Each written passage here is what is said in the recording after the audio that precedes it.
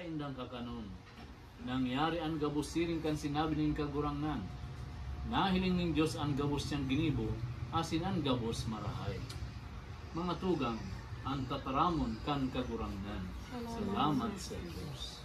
Pabibi ning pagbindisyon.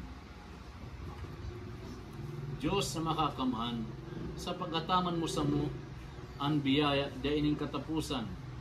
Tabangi kami, tanganing kami, asin ang mga maestar sa lugar na ini. Tawan mo ning katuninungan.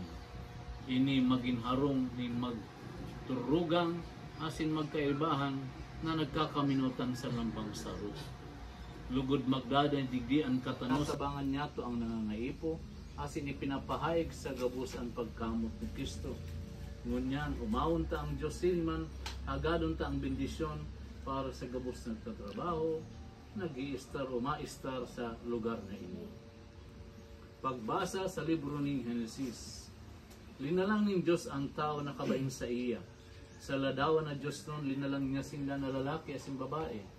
Pigbendisyon niya sinda asin sinabihan.